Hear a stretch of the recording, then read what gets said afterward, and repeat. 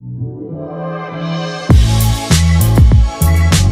everyone, it's Lana again today, and today I'm continuing the theme of educational videos that I've been keeping up, and I'm going to be giving you guys some organizational tips for college, university, high school, just general studying, and honestly you could apply this to the workplace as well. Alright, so let's get right into it.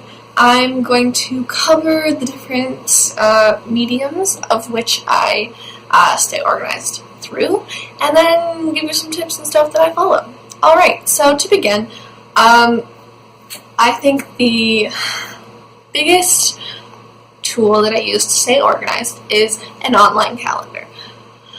I use Google Calendar. I like this because it shows up on my laptop, and I also have an app on my phone, and it'll show me, all of my activities and things I need to do that day, and I can scroll and see my whole week, my month, etc., etc.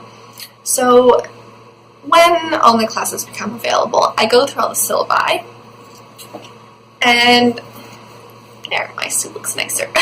Anyway, I go through all the syllabi, and I record / just put in my calendar. First, I'll put all the big tests like midterms, exams, larger assignments. All those go in the calendar, and then I'll put the readings. So if I have a reading due, let's say on the 15th, I will put it in my calendar for the 14th, and so I make sure that I'm doing it, before the lecture. So on the 14th, I'll write PSI 100, read chapter 1 to 5. And just as a quick note, when I'm putting all this stuff into my calendars, I have different color coding for each type of entry. So for my homework this year, I have it in purple. For bigger assignments and midterms, I have orange. And then for any other kind of appointment thing I need to know, it's usually in green. So that's just how I keep it all straight and organized. And once all of that stuff is into my calendar, I actually produce a kind of physical printout of it, and I put it somewhere that I can see and look back and check up on consistently from a day-to-day basis and cross things off as they're done. So this year I have 3 sheets above my desk. I've got my monthly assignments, I've got my monthly assignments continued, broken up into months, so September, all October, November, December, and I cross the things off that I've done already. And then I have my midterms and my finals. And in all of those little tables, I include, of course, the information on which class it is, what assignment or test it is, where's the location of the test, what's the weighting of the test or the midterm or the assignment. So all that stuff is right out in front of me, so I don't have to be constantly looking for the stuff, on the course websites or in the syllabi. It's just all right where I need to see it. So yeah, I put it in my calendar, put it up where I can see it on my wall. And then for the more day-to-day kind of stuff, I have a whiteboard in front of my desk. So some of that stuff's more permanent, bigger goal type things I need to do. I have it divided up into financial stuff. Like right now I'm switching banks, so I have a lot of to-dos for that. I have academic stuff, so any readings or assignments that I want to be working on in the next week. And then I have personal stuff, so I have workout and film and edit and write blog posts on there. And then extracurricular stuff, for example, sign up for this club has a meeting, etc., etc. And it's just all there. Something that I've been using a little less this year is a physical planner, just because I have all this information in so many other places. But again, I would use it in the same way, so you can just kind of do whatever works best for you if you don't really want the digital. But then you have to write everything out. Whereas digital, you can just repeat certain events and you don't have to write in your class times every single day. So yeah. And the final kind of organizational thing is but I use sticky notes. This might be for, maybe let's say, like for this case, I just have a weekend to do on it. So over this weekend, I do this, this, and this, and I cross them off as they are completed. Or maybe I have a, I'm punching out a whole bunch of work in one day. Then I'll just have like a to-do for that day sticking out and keep, crossing things off as they get done. I feel like that's pretty much it.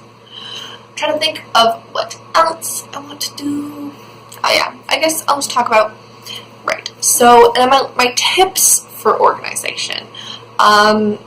Let's say, so what I'd say before you get all these binders and organizational devices that you don't even know you're going to need, go to your classes. Wait until you've done a couple readings or done a couple lectures just to see how many notes you're going to be taking and what is the best way to be taking those notes. Some lecturers, you may be able to open up their slideshow in Google Slides, and then you can take notes right in the application underneath the slideshow. So then there's not really a need to write out physical notes and keep them in a binder.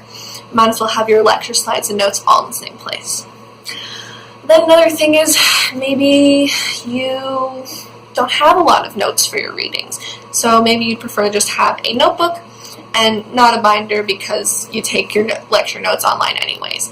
So instead of having like 5 different binders, you might just have like one with a bunch of different notebooks in it or something like that.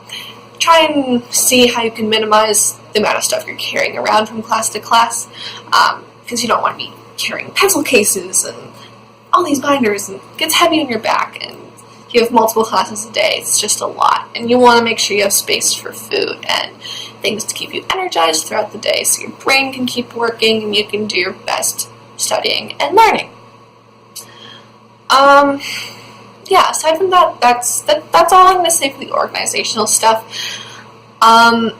Don't freak out when you're putting all these assignments and dates into your calendars in the beginning. It's going to feel a little overwhelming, but you have to put in that work of organization so that you can be aware of all these deadlines and whatnot.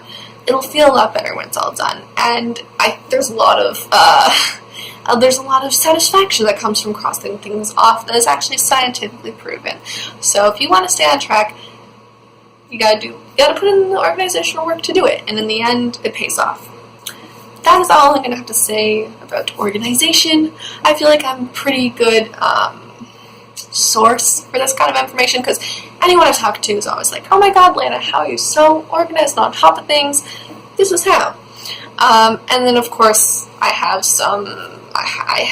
motivation. Yeah, you can do all the organizing and planning all you want, but you also have to motivate yourself to actually start. I'm the kind of person that sometimes starting a task is hard, but I know that once I get into it and I feel like I'm on a roll, I will just plow straight on through. So maybe I'll do like 5 readings at a time and not just 1, because I'm here, I might as well do it all. And then review stuff in the next week's yeah. So alright, that's everything. Thank you for watching. I'll see you guys in the next one. Peace.